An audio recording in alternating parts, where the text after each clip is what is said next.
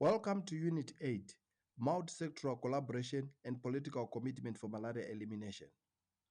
Malaria elimination programs will need to involve other sectors that affect or are affected by malaria.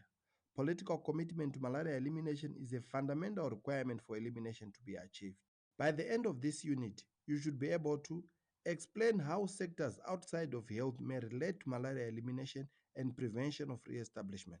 Describe the purpose of multisectoral collaboration with respect to malaria elimination and prevention of re-establishment, and explain how to develop a strategy to build political commitment. We will start this unit by discussing multisectoral collaboration. Malaria is not just a health problem, it is also a socio-economic and development issue. Why does malaria elimination and prevention of re-establishment need to involve stakeholders in non-health sectors? Because malaria may contribute negatively to issues outside of the direct influence of the health sector, but may also be directly or indirectly affected by issues in another sector. Let's consider a few of these. We know that malaria is transmitted by the bite of an infected mosquito vector. These vectors are part of the environment of an area, so anything that changes the environment will have an impact on malaria transmission. Examples include agriculture, irrigation, deforestation, and building of hydropower plants. We also know that malaria parasites can be imported through tourists, potentially increasing transmission. However, after elimination is achieved, tourism may benefit as tourists are no longer recommended to take prophylaxis and no longer fear contracting malaria. Industries and agricultural production can attract people who may import parasites. Additionally, many industries, particularly those that are extractive, may alter the environment in a way that affects malaria transmission. This could include rubber plantations, rice farming, or mining. Military populations are often at a higher risk of acquiring malaria due to their activities and living conditions. Personnel may import infections back home or spread them to new places. Emergent situations may exacerbate conditions that increase the risk of disease transmission, while making it very difficult to implement good malaria prevention and case management. Construction of or increasing access to infrastructure such as housing, water, sanitation, roads, and electrification can promote health and reduce malaria. But if infrastructure projects are not designed appropriately, they may also create conditions that increase the risk of disease transmission. As the previous slide showed, malaria is affected by issues arising from sectors outside of health. We can broadly group these sectors into three types. First, those sectors that might contribute to increase the transmission of malaria and therefore hinder achievement of elimination and prevention of re-establishment. This includes agriculture, industry, and transportation, among others. Second, are those sectors that may benefit from elimination and prevention of re-establishment. Tourism is the easiest example of this type of sector. And finally, there are those stakeholders that are part of the response as they provide assistance to the malaria elimination and prevention of re-establishment efforts. These include academia, but also weather and climate monitoring and forecasting. This method of classification can be used when conducting a mapping exercise to identify stakeholders relevant to malaria elimination. It should be noted that some sectors could fall into all three categories. For example, tourists may hinder elimination or prevention of re-establishment through importation of parasites, but the tourism industry is likely to benefit from elimination. The tourism sector can help provide assistance to elimination through fund and awareness raising. Proactively engaging these sectors in malaria elimination efforts can help accelerate progress towards elimination and support prevention of re-establishment. We call this engagement multisectoral collaboration. The purpose of multisectoral collaboration or action is to contribute to the achievement of elimination and prevention of re-establishment through interventions initiated and carried out by sectors other than health. This doesn't mean that the health sector should finance malaria interventions in other sectors or allocate responsibilities for malaria elimination and prevention of re-establishment to other sectors. What it means is that potential synergies and options for improved coordination and collaboration among different sectors should be identified and supported. This is related to the concept of WHO's health in all policies approach, which highlights that policies in other sectors have the potential to improve human health. Multisectoral collaboration and action are also related to the One Health approach, which recognizes the interconnectedness of human, environmental, and veterinary health. An important step for malaria programs that wish to undertake multisectoral engagement is to explicitly develop a national multisectoral strategic plan for malaria that complements the health sector strategy. The first step towards developing a multisectoral approach is to map up the partner landscape and make connections with key actors in the target sector. The classification scheme presented on the previous slide can help with stakeholder mapping. Building relationship with key actors in these sectors is important to convince them of the need for and benefits of a multisectoral action plan. The next step is to gather evidence to assess the relationship of the sector to malaria, the benefits to the sector from the elimination of malaria, or the involvement of the sector in the response to malaria. This evidence will be needed to make an effective case for the sector's involvement in malaria elimination. Third, it is critically important to find an entry point with the sector to motivate their involvement. This is best done by identifying shared priorities and goals.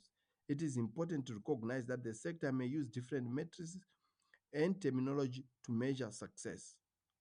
Successful multisectoral approaches nurture collaboration by inviting the other sectors to define how they will commit to supporting the national strategic plan and to suggest what the malaria program can do to support them in return. Developing an effective multisectoral strategy is an important but intensive undertaking. Materials from the Robeck Partnership to End Malaria are available to help guide programs. We will form into small groups. Please look at the sectors identified at the bottom of the screen. Are any of these sectors relevant for your country? Within your small group, pick two of these sectors and discuss what impact they have on malaria and what impact malaria have on them. Consider what priorities may be shared with malaria and identify promising entry points to begin discussing this sector's involvement in malaria elimination. We have discussed multisectoral collaboration. Let's now talk about how to raise the level of political commitment to malaria elimination. For malaria elimination to be achieved, it is well understood that there must be political commitment at every level. There are three main reasons for this. First, political will is needed to develop the policies and establish the infrastructure that will be needed for malaria programs to function appropriately. Second, political will must lead to sufficient financial resources allocated to malaria elimination to enable adequate staffing, transportation, training, supervision, and purchase of commodities for the program to provide essential prevention and treatment services. Finally, political leadership is needed to coordinate a multi-sectoral and cross-border response. Leaders at the highest level must make malaria elimination a priority, especially as the disease burden falls and other public health issues compete for resources and commitment. But how do we do this? The words political will are used so often that they almost lose their meaning. Additionally, many people working in malaria programs feel that there is nothing they can do to influence their political leaders. However, there are some practical steps that can help national teams to identify strategies that will help to build political commitment to malaria elimination.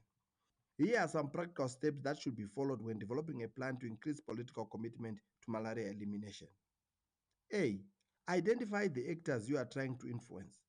Take a step back and think about whose attention and commitment you are trying to build. Who controls the resources that could be directed towards malaria? Who has the power to make things happen in government? Whose attention are you trying to attract? B. Assess the current level of political commitment. Before we can identify opportunities to build political commitment to malaria, we first need to identify the current level of commitment and how to measure it. C. Identify opportunities to increase political commitment. Whatever the current level of political commitment to malaria may be, we must think about how to identify opportunities to raise the profile of malaria vis-a-vis other issues that are competing for the attention of policymakers. D. Develop strategies to strengthen commitment. Build on the opportunities identified in step 3. Brainstorming can lead to strategies to take advantage of existing opportunities. We will explore each of these steps briefly in the next slides. National teams should use their local knowledge to assess the political landscape of actors and their roles in the country, thinking carefully and realistically about who the important actors are on malaria policy in a given country is the first critical step. We can consider three broad categories of actors to be influenced. These three groups are political leaders, government ministries, and agencies, and non-state actors. Let's review each of these. The main actors are frequently elected government officials, the president, prime minister, national legislators, and local politicians. But they can also be traditional leaders who play a critical role in many countries around the world. Political leaders set the policy agenda, either formally or informally. They provide governance and oversight to health and other sectors. They make decisions around the prioritization and allocation of resources.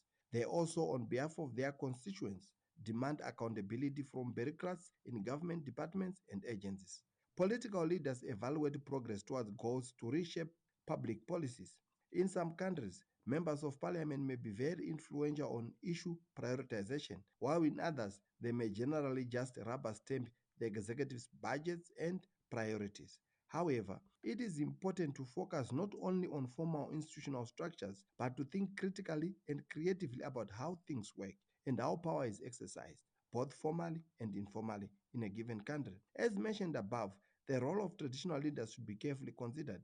There may be individuals whose commitment would be valuable, e.g., the Prime Minister, but difficult to obtain, whereas others who are less powerful may be more easily reached and influenced. Within the government, the state actors include government ministries, departments, and agencies. A multisectoral approach is likely to include ministries outside of health, but the health ministry is likely to be the most important actor in malaria elimination. Actors in government ministries and agencies may have some overlap with the political leadership, as high ranking officials may have been appointed by the elected leaders, but their roles and responsibilities are different from political leaders. Government ministries, departments, and agencies are responsible for implementing the set policy objectives within their respective mandates. They facilitate and coordinate activities to achieve those objectives. They provide technical leadership in defining the strategies that will be implemented to achieve the objectives. They also serve an important role as a platform or rallying point from which partner support can be leveraged to achieve objectives, and they evaluate the effectiveness of strategies and plans of action. Finally, we have the non-state actors. This can include non-governmental organizations, private sector, stakeholder groups, and opinion leaders. Non-state actors play several important roles. The most important may be their contribution to agenda setting by informing priorities. Many non-state actors are involved in mobilizing resources for activities and may directly support or implement activities at health facility or within communities. They may also help to influence public opinion to enhance the whole of society participation. Non-state actors can also advocate for a change in priorities. Each of these three groups have their separate roles in the policy development and implementation process, and it is important to consider these roles when deciding who you should be trying to influence. Before we can identify opportunities to build political commitment to malaria, we first need to identify the current level of commitment and how to measure it. Political commitment to specific issues can be understood in terms of three dimensions: stated commitment, institutional commitment, and budgetary commitment. Stated commitment is the weakest of the three forms of commitment, involving the rhetorical commitment of high level leaders through speeches or the establishment of targets and inclusion of disease indicators in the government reports.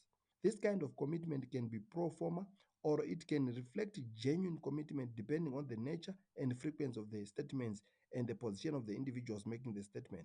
Judging the sincerity of these commitments is inherently subjective, but it remains an important element of assessing overall political commitment. While the existence of stated commitment does not reliably reflect genuine commitment, it does provide important public signals. In addition, the lack of stated commitment can be a clear sign that malaria is not high on the policy agenda. Institutional commitment is more concrete and demonstrable, although it can vary in how binding the commitment is.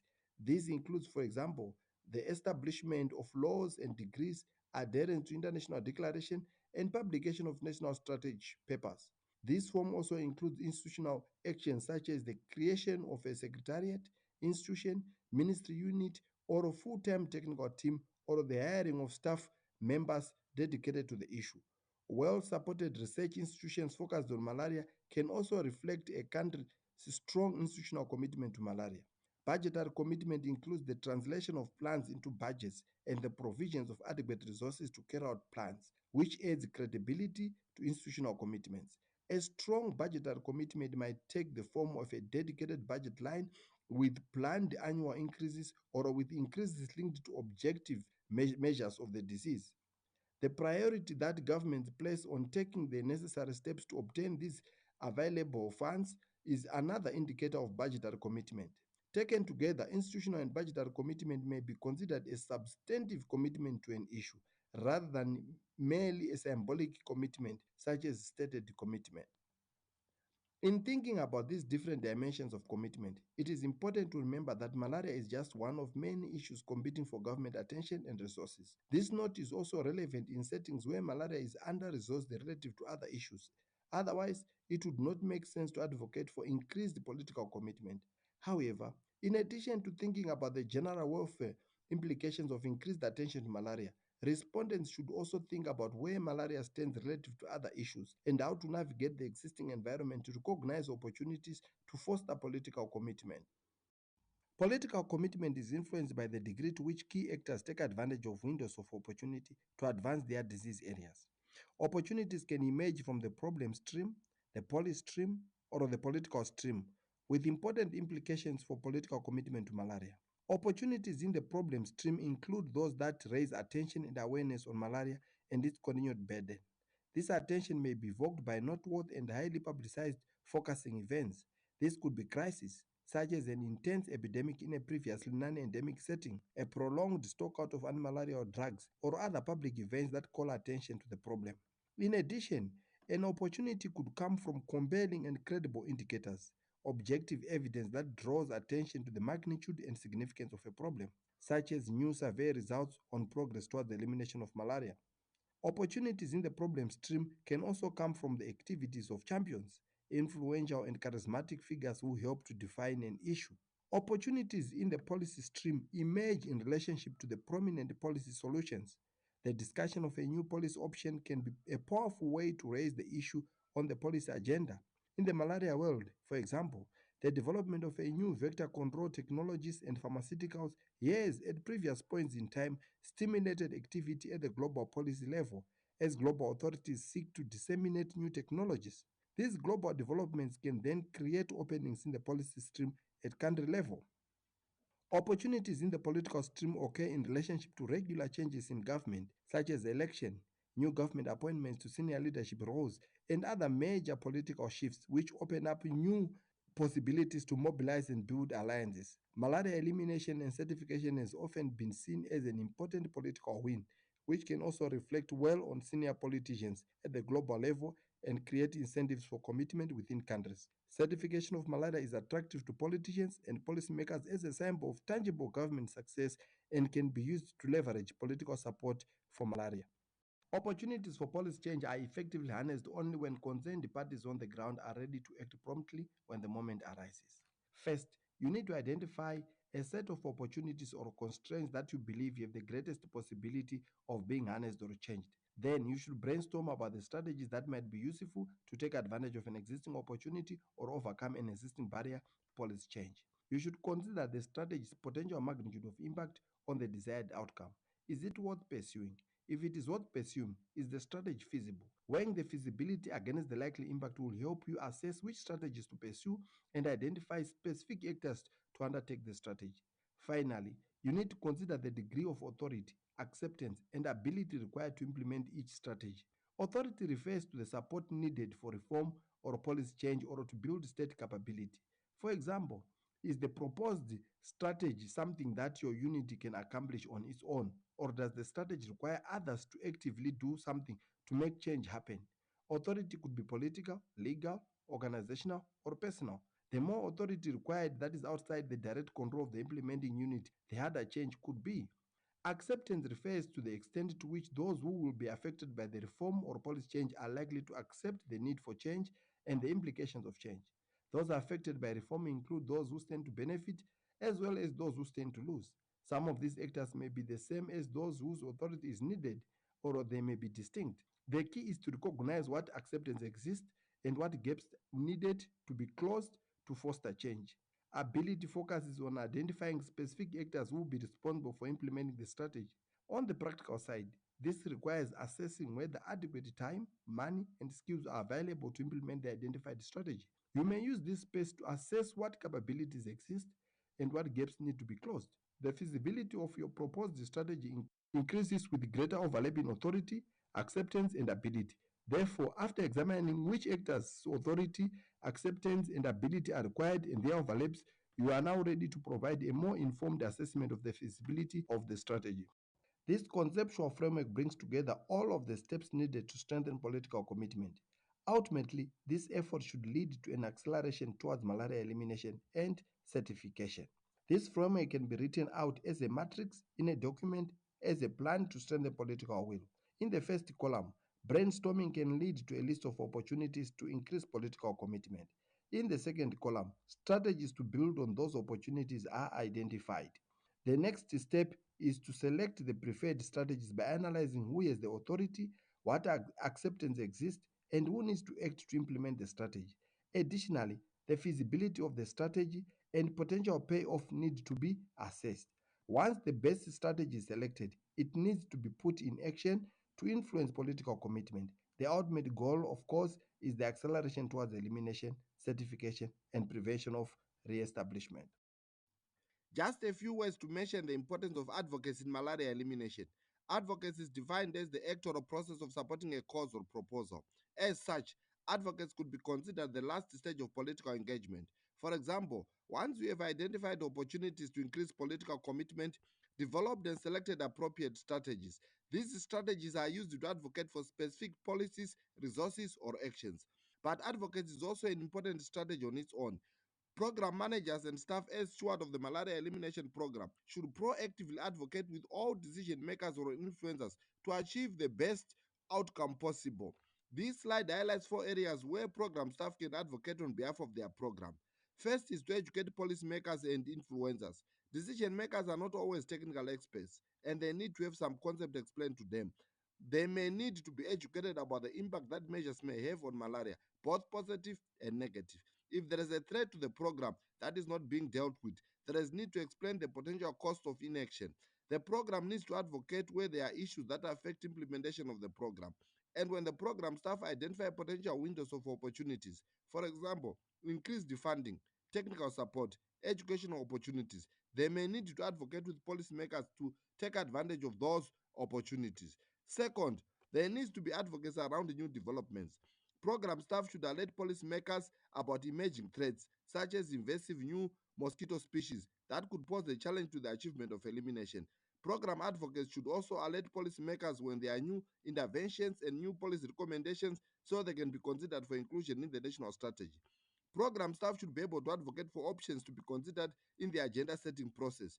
The program staff may have ideas for how best to set goals and priorities and should be empowered to advocate on behalf of these options. Finally, program staff should also be empowered to recommend institutional reforms that may be needed to address the government's policy objectives. This could be for things such as clarifying roles and responsibilities of different agencies within the government, or for specific policies such as the ability of community health workers to diagnose and treat malaria. Advocacy is a fundamental component of a program, whether it is part of an official political engagement process or whether it is seen as part of the good stewardship of the malaria elimination program. Let's consider these three questions in small groups. After about 15 minutes, I'll invite you back to discuss in plenary. In your country, what is the current level of commitment of your political leaders on malaria elimination? Stated, institutional, or budgetary? There may be a mixed level of commitment. What are windows of opportunities in your country to increase political commitment? Consider the problem, policy, and political streams. Conduct a brief brainstorming to identify a feasible strategy to increase the level of commitment in your country. What is the likely magnitude of impact of this strategy? In sum, sectors outside health might contribute to increasing malaria transmission, benefit from elimination, or assist elimination efforts. Multisectoral collaboration contributes to elimination and prevention of re-establishment through interventions initiated and carried out by sectors other than health. To develop a strategy to build political commitment, identify the actors you are trying to influence, assess their current level of political commitment, identify opportunities, and develop feasible strategies to take advantage of them.